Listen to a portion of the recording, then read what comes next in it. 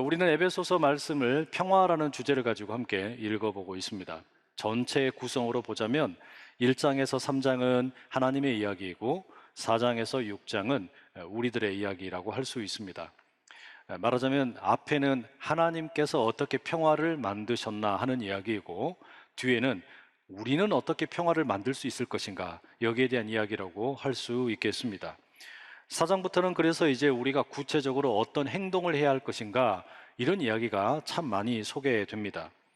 우리 그리스도인들이 행동을 할 때에는 두 가지 대원칙이 있다는 말씀을 드렸어요. 첫 번째는 우리는 다양성을 존중하는 하나 된 교회라는 정체성입니다. 그리고 두 번째는 우리는 거룩하신 하나님 앞에 나아가는 정결함이 요구된다라는 것입니다. 이 두 가지가 그리스도인으로 살아가는데 꼭 필요한 원칙이라 말할 수 있습니다. 그리고 지난주에는 우리가 하나님을 닮은 자가 되기 위해서 더할 것이 있고 또 뺄 것이 있다, 이런 이야기 드렸죠. 구체적으로는 언어의 경우에는 참된 것, 진실한 것은 더하고 거짓은 빼는 것이 필요하다, 이렇게 말씀을 드렸고요.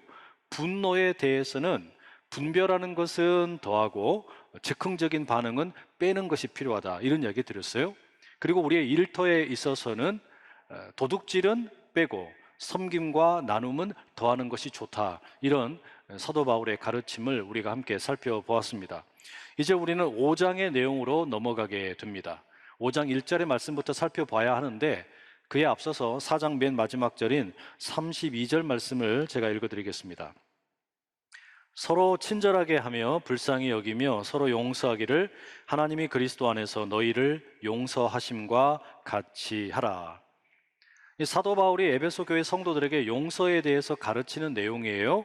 하나님께서 그리스도 안에서 여러분을 용서하신 것처럼 여러분도 서로를 용서하라, 이렇게 이야기합니다. 이게 뭡니까? 하나님의 용서를 모방하라는 이야기예요. 하나님의 은혜를 따라하라라는 이야기입니다. 그리고 이어지는 5장 1절의 권면도 동일합니다. 제가 세번역 성경으로 읽어드립니다. 그러므로 여러분은 사랑을 받는 자녀답게 하나님을 본받는 사람이 되십시오. 하나님을 본받는 사람, 저는 이 표현이 무척이나 아주 뜻깊게 다가옵니다. 왜 그런 거 아니? 우리가 그리스도인으로 살아가는 그 인생의 최종적인 목적이 뭘까? 결국은 하나님을 본받는 인생이 아닐까? 그런 생각 때문입니다.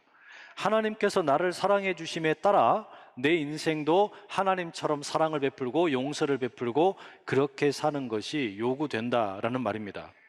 성경에 보면 이런 가르침이 꽤 많지요. 앞서 읽어드렸던 에베소서 4장 32절, 하나님께서 우리를 용서하신 것처럼 우리도 서로 용서하는 게 필요하고요.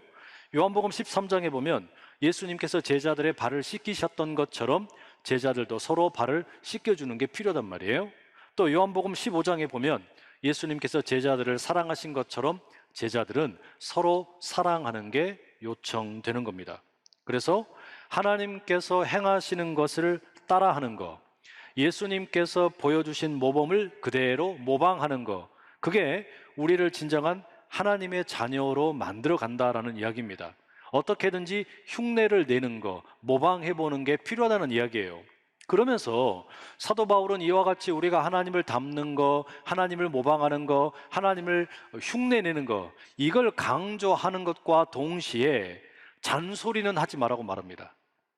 훈계한다, 책망한다, 설명한다, 이런 것들은 가급적 하지 말라고 이야기해요.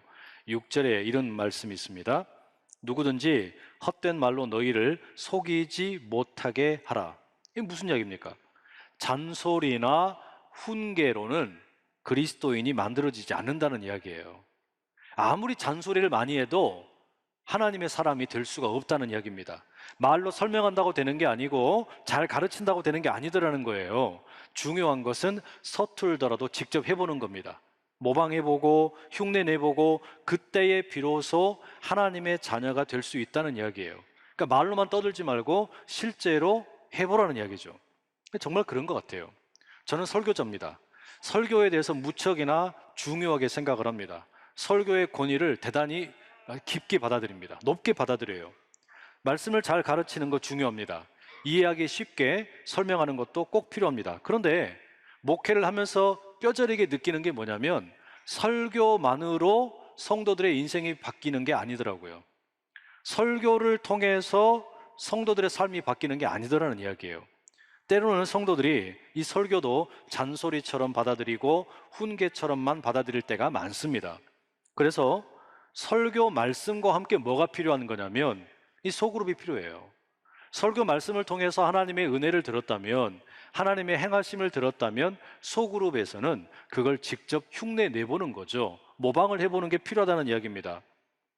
요즘 이제 다양한 소그룹에 참여하시는 분들로부터 좋은 피드백을 많이 듣습니다. 소그룹을 통해서 신앙의 유익을 얻는다, 이런 이야기를 듣습니다. 그와 같은 소그룹 가운데 우리가 뭐 하는 겁니까? 직접 해보는 거예요. 믿음대로 해보는 것이고 또 하나님의 행하심을 흉내 내보는 겁니다. 그렇게 하니까 조금씩 조금씩 우리가 그리스도인이 되어 간다라는 이야기죠. 그렇다면 우리가 하나님의 자녀가 되어서 또는 하나님을 닮은 자가 된다라는 거, 하나님을 흉내내고 하나님을 모방한다라는 거, 이 근본적인 변화가 어떻게 일어날 수 있는 걸까요? 5장의 1절에서 14절 전체를 읽어보게 되면 이 두 단어가 대조를 이룹니다. 어둠이라는 단어와 빛이라는 단어예요. 어둠에 대한 내용이 먼저 소개되고 있는데 3절에 보면 음행, 온갖 더러운 것, 탐욕과 같은 것을 언급합니다. 그리고 5절에는 음행을 하는 자, 더러운 것을 행하는 자, 탐욕을 부리는 자는 우상 숭배자라고까지 이야기합니다. 과격한 표현이죠? 이런 자들은 하나님 나라를 상속받지 못할 뿐만 아니라 하나님의 진노를 받게 될 것이다 말합니다. 그래서 이런 사람들은 어둠에 속한 자들이고 어둠의 일을 하고 책망을 받아서 마땅하다라고 이야기합니다. 이어지는 내용에 보면 이제 빛에 대한 이야기도 등장을 합니다. 8절 이렇게 돼 있죠. 너희가 전에는 어둠이더니 이제는 주 안에서 빛이라, 빛의 자녀들처럼 행하라. 참 흥미로운 말씀입니다. 우리를 가리켜 전에는 어둠 가운데 있었대요. 우리가 어둠의 컴컴한 곳에서 어둠의 일을 좋아하고 음행이나 또는 타락한 것이나 더러운 것들을 모르고 막 했다는 거예요. 그런데 이제는 우리가 주님 안에서 빛이 되었다라고 이야기합니다. 우리 스스로가 빛이 아니라 예수 그리스도께서 빛이시기 때문에 그 안에 거하는 가운데 빛으로 변화된다는 거예요. 그러니 빛의 자녀답게 행동하라고 말합니다. 근데 빛의 자녀답게 행동하는 게 뭘까요? 구체적으로 보면 9절에 착함과 의로움과 진실함으로 행하는 것이다 라고 소개를 합니다. 이게 그리스도인이 빛의 자녀로서 마땅히 행할 일이라는 겁니다. 여러분 그렇죠? 그리스도인은 빛의 자녀이고 감사하는 말을 하고 사랑 가운데 행하는 사람들입니다. 여러분 우리가 이렇게 착함과 의로움과 행함으로 빛의 자녀로서 행동하게 되면 무슨 일이 벌어질까요? 13절에 이렇게 이야기합니다. 세번역 성경인데요. 빛이 폭로하면 모든 것이 드러나게 됩니다. 빛이 폭로하면 모든 것이 드러난다. 이게 무슨 얘기일까요? 우리가 빛의 자녀로서 의로움과 또 착함과 진실함으로 행하게 되면 어둠 속에 감추어져 있던 모든 것들이 들통난다는 이야기예요. 감추어져 있던 것들이 다 폭로된다는 이야기입니다. 어둠은 그 속성상 빛 앞에서 꼼짝을 못합니다. 은밀하게 이루어지던 음행이라든지 더러움이라든지 탐욕과 같은 것들이 다 드러날 수밖에 없다는 이야기예요. 여러분 다시 묻겠습니다. 어떻게 우리가 하나님을 닮을 수 있어요? 어떻게 우리가 하나님의 일을 흉내낼 수 있어요? 어떻게 우리가 하나님처럼 행동할 수 있는 겁니까? 성경의 말씀에 의하면 우리에게는 빛이 필요해요. 우리가 빛을 많이 쬐야만, 이 빛을 많이 경험해야만 빛의 자녀가 되어서 착함과 의로움과 진실함으로 행동할 수 있다라는 이야기입니다. 다시 말하면 우리는 날마다 하나님의 은혜를 사모하고 그 은혜를 진심으로 맛보고 하나님처럼 그 하나님의 은혜 속에 거하게 될 때 비로소 빛의 자녀가 되어서 착함과 의로움과 진실함으로 행동할 수 있다는 겁니다. 그래서 우리에게는 이 빛이라는 게 너무너무 필요합니다. 날마다 빛을 쬐는 게 필요합니다. 14절 하반절 아주 의미 있는 말씀이 나오는데요. 세번역 성경으로 읽어드립니다. 그리스도께서 너를 환히 비추어 주실 것이다. 그리스도께서 성도 여러분들을 환하게 비추어 주신다는 거예요. 특별히 민수기 6장 24절에서 26절에 아론의 축도를 묵상하시면 좋습니다. 여호와는 내게 복을 주시고 너를 지키시기를 원하며 여호와는 그 얼굴을 내게 비추사 은혜 베푸시기를 원하며 여호와는 그 얼굴을 내게로 향하여 두사 평강 주시기를 원하노라. 이거 얼마나 아름다운 말씀입니까? 하나님께서는 그 얼굴을 여러분에게로 비추사 은혜를 베풀기 원하신다는 거예요. 그 밝은 빛이 여러분 가운데 가득 임하기를 축복합니다. 그래서 여러분, 우리가 428장 찬송가 좋아하잖아요. 내 영혼의 햇빛 비치니 주 영광 찬란해 이 세상 어떤 빛보다 이 빛 더 빛나네 주의 영광 빛난 광채 내게 비춰 주시옵소서 그 밝은 얼굴 배울 때 나의 영혼 기쁘다. 아멘. 여러분, 우리의 영혼에 주의 밝은 빛이 비춰지면 우리가 기쁨이 찾아오는 거예요. 우리의 주님이 우리 가운데 빛을 비춰주시면 인생이 달라진다는 겁니다. 우리 모두가 그 비춰주시는 주님의 은혜에 힘입어서 빛의 자녀로 살게 될 줄 믿습니다. 우리가 착함과 의로움과 진실함을 따라 살게 될 줄로 믿습니다. 우리의 영혼에 빛이 임하여 어둠이 물러가게 될 것을 믿습니다. 우리가 빛의 자녀로 행동함으로 인해서 세상의 어둠이 물러가게 될 것을 믿습니다. 또 하나 우리가 생각할 게 있어요. 어떻게 내가 하나님의 행동을 따라할까? 어떻게 내가 하나님의 행동을 모방할까? 또 하나 우리가 기억할 게 있는데 그게 뭐냐? 지금 여기에서 부활을 맛보는 겁니다. 지금 여기에서 부활을 경험하는 거예요.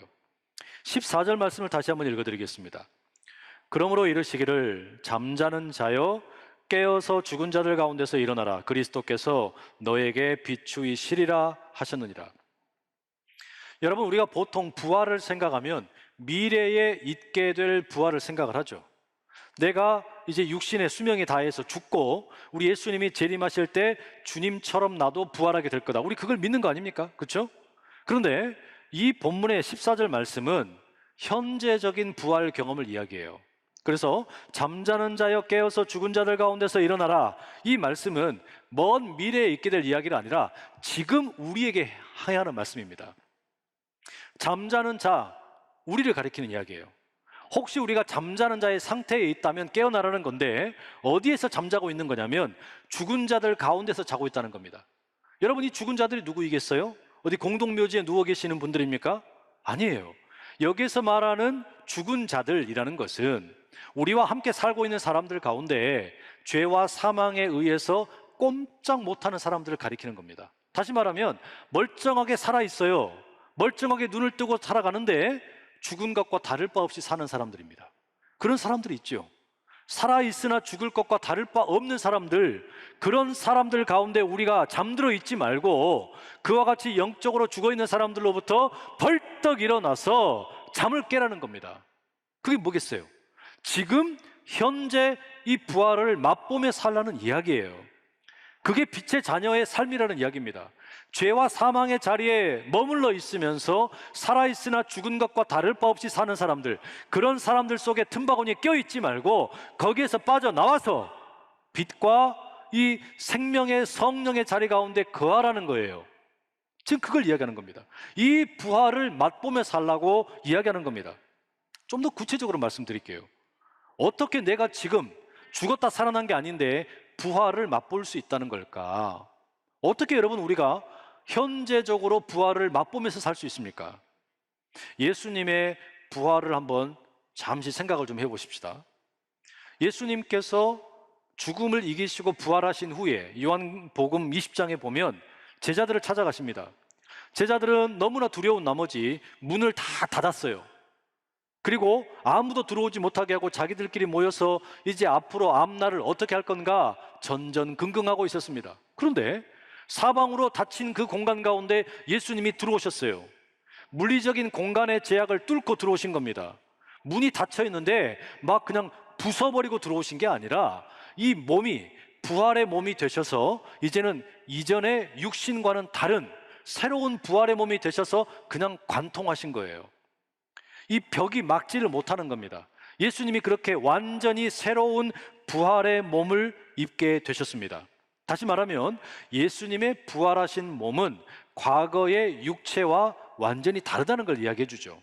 그러나 예수님의 부활하신 몸이 과거의 육신과 그냥 다르기만 한 것은 아닙니다. 연결되는 것도 있어요. 비슷한 점도 있다는 이야기입니다. 누가복음 24장 41절에 보면 이 부활하신 예수님께서 제자들에게 너희들에게 먹을 것이 있느냐 물으십니다. 제자들이 생선을 구운 거 한 토막을 드립니다. 그랬더니 예수님께서 그것을 맛있게 드세요. 이렇게 보면 부활하신 예수님의 몸이 분명 과거의 육신과는 구분이 되는데 통하는 점도 있어요. 우리는 지금 이 육신으로 살아가면서 음식을 섭취하는데 부활하신 예수님의 몸도 음식을 섭취하십니다. 연결점이 있다는 이야기예요. 그와 함께 또 하나 특이한 점이 있는데 믿지 못하는 제자들에게 예수님이 몸을 보여주시죠. 이 부활하신 몸을 보여주시는데 흔적을 보여주세요. 상처를 보여주세요. 창에 찔렸던 옆구리를 보여주시고 못이 박혔던 손바닥을 보여주시는 겁니다. 여러분, 이건 뭘 말하는 겁니까? 예수님께서 그 죽음을 당하신 그 육신의 흔적이 부활하신 이후에도 고스란히 남아있다는 이야기예요. 그러니까 부활하신 몸과 과거의 육신은 연결되는 것도 있고 단절되어 있는 것도 있다는 이야기입니다. 우리 주님의 몸이 그러하다면 우리가 지금 현재 부활을 경험한다라는 것은 어떤 것이겠습니까? 우리가 지금 부활을 경험한다라고 하는 것은 이 몸으로 닫혀있는 저 벽을 뚫고 들어가는 초능력을 얻는 게 아닙니다. 우리가 무슨 시간을 막 그냥 뛰어넘고 공간을 초월하고 이런 것을 얻는 게 아니에요. 그럼 뭐냐? 여러분, 우리가 지금 현재 부활을 맛보며 산다라고 하는 것은 예수님의 몸에 그 십자가의 흔적, 창자국이 있고 못자국이 고스란히 있었던 것처럼 우리에게도 이 땅에 살면서 어떤 흔적들은 부활 이후에도 그대로 남는다는 이야기예요. 그걸 경험하는 게 부활을 지금 산다는 의미입니다. 그게 지금 우리가 부활을 살아내고 맛본다는 이야기예요. 그게 뭘까요? 예수님의 부활하신 몸에 남아있던 흔적이 뭡니까? 창자국과 못자국이에요. 이 창자국과 못자국을 달리 말하면 그게 뭐가 되는 겁니까? 남을 위해서 희생했다는 이야기죠. 다시 말하면 우리가 지금 육신을 입고 살아가는 가운데 무엇이 부활한 이후에까지 남는 흔적이 되는 거냐? 남을 위해서 희생한 흔적들입니다. 남을 위해서 무언가 의미 있는 일을 한 것들은 내가 부활한 이후에도 내 몸에 고스란히 남아있게 되는 거예요. 저는 그걸 믿어요. 우리가 이 땅에서 나 자신을 위해서, 나를 위해서 애를 쓰고 살았던 것은 부활한 이후에 아무 흔적이 남지 않지만 예수 그리스도의 부활하신 몸 가운데 십자가의 흔적이 남고 창자국이 남고 못자국이 남았던 것처럼 우리 몸에, 부활한 몸에 남는 흔적은 다른 사람들을 위해서 희생하고 수고한 그 흔적들입니다. 저는 이것을 성흔이라고 말하고 싶습니다. 거룩한 흔적이에요. 여러분, 정말로 그래요. 우상 숭배자의 특징이 뭡니까? 음행과 더러운 것과 탐욕의 특징이 뭡니까? 어두움의 일의 특징이 뭡니까? 모두가 다 자기 중심적인 거죠. 나밖에 모르는 거예요. 그러니 남을 위한 흔적이 그 몸에는 새겨질 수가 없어요. 반면에 하나님을 본받는 자들의 특징이 뭡니까? 하나님을 흉내내는 사람들, 하나님을 따라하는 사람들, 빛의 자녀들의 특징이 뭐냔 말이에요. 착함과 의로움과 진실함의 특징이 뭐냐? 하나님 앞에 거룩하고 이웃들을 위하여 산다는 점입니다. 자기를 위해서가 아니라 남을 위해서 자기 몸을 드린 거예요. 이와 같은 몸의 흔적은 여러분, 우리가 죽었다가 부활할 때도 고스란히 남는다는 걸 믿으시기 바랍니다. 제 어린 시절에 아버지께서 시장에 가셔가지고 이 과일을 사오실 때는 꼭 좀 못생기고 금방 상할 것 같은 과일을 많이 사오셨어요. 그리고 이렇게 이야기하셨어요. 아무도 이것들은 구입하지 않을 것 같아서 사오셨다는 거예요. 제가 그 말씀이 오래도록 기억에 남습니다. 여러분, 그리스도인이 누구입니까? 우리는 아무도 관심을 갖지 않는 일에 관심 갖는 사람들이에요. 모두에게 인기 있는 일이 아니라 별로 인기 없는 일에 마음을 쏟는 사람들이라는 말입니다. 남들이 외면하는 일에 대해서 관심을 갖고 사랑을 나누고 정성을 쏟는 게 그리스도인이라는 이야기입니다. 우리는 이웃을 위해서 자신의 몸에 흔적을 남기는 사람들입니다. 우리의 몸에 새겨진 그 거룩한 흔적, 이 성흔은 우리가 부활의 몸을 입게 될 때에도 고스란히 남아있게 될 것입니다. 저는 그런 점에서 우리 안산제일교회 성도 여러분 한 분 한 분이 너무너무 귀해요. 얼마나 귀한지 모르겠어요. 우리 사랑부 지체들이 얼마나 아름다운지 모르겠어요. 우리 사랑부 사역을 섬기고 있는 우리 교사분들이 얼마나 사랑스럽고 대단한지 모르겠어요. 지난 금요일에 항존직 선거 준비를 위해서 여전도 회원들, 남성교회 회원들 한 100여 분이 나오셨어요. 브리지센터 지하 1층에 있는 식당에 청소를 하셨습니다. 한 10년 만에 그 식탁의 앞면, 뒷면을 일일이 다 닦았어요. 의자도 마찬가지입니다. 곰팡이가 펴있는 것을 다 제거하고 투표를 진행을 하는데 조금 더 어려움이 없도록 깨끗이 청소를 했습니다. 그렇게 청소하면서 이분들 아마 모르긴 해도 곰팡이 많이 들이마셨을지도 몰라요. 힘드셨을 겁니다. 그런데 자기 몸에 흔적을 남기신 거예요. 어제는 토요일 날 한 200명의 성도들이 이 교회에 나오셨습니다. 안산천 주변에 철쭉 꽃나무를 5천 그루 심기로 하고 나오신 거예요. 다른 사람들은 길거리에다 쓰레기를 버리고 다니고 침을 뱉고 다니고 담배꽁초를 버리고 다니는데 우리는 우리가 사는 이 동네, 우리에게 직접적인 영향은 없을지라도 이 동네 꽃으로 아름답게 가꾸어 보자, 이런 마음으로 제가 시킨 거 아니에요.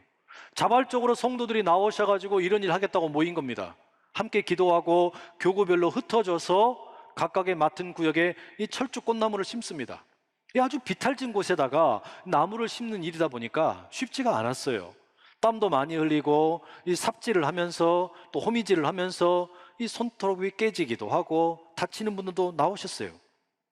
너무나 귀해서 교구별 섬기는 자리 일일이 다 찾아다니고 사진도 찍고 격려도 해드렸습니다. 남을 위해 그렇게 헌신하는 모습이 그냥 귀한 겁니다. 여러분, 이런 일을 하게 되면 자연스럽게 흔적이 남습니다. 손가락에 때가 낍니다. 때로는 손톱이 빠지기도 하고 다치기도 합니다. 남들을 위해서 일하는 것, 그렇게 결국 내 몸에 흔적을 남깁니다. 그러나 이것은 마냥 고통스러운 흔적이 아니라 거룩한 흔적, 성흔인 줄 믿습니다. 이웃을 위한 고통입니다. 예수님께서 십자가에서 가지셨던 그 흔적, 창을 옆구리에 찔리시고 또 못을 손바닥에 박히시는, 남을 위하여, 아니 나를 위하여 흘리셨던 그 피와 그 찢기심, 그 흔적이 부활하신 주님에게도 고스란히 있었던 것처럼 여러분, 우리가 예수님 앞에 서게 될 때에, 그 주님 앞에 서게 될 때에 너는 이 땅에서 무슨 흔적을 남기고 왔느냐 물으신다면 뭐라도 하나 보여드릴 게 있어야 되잖아요.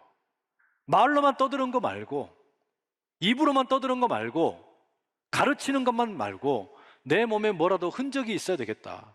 여러분, 그 남을 위한 흔적, 이것이 바로 우리 교회라는 그리스도의 몸 된 이 교회에 새겨져야 할 흔적입니다. 교회는 그리스도의 몸입니다. 그리스도의 몸에는 창자국이 있고 못자국이 있습니다. 마찬가지예요. 우리에게도 그 거룩한 고통이 필요합니다. 이 고통의 자리에 함께 참여함으로 주님을 닮아가는, 주님을 흉내내는, 주님을 모방하는 아름다운 일이 우리 가운데 펼쳐지길 소망합니다.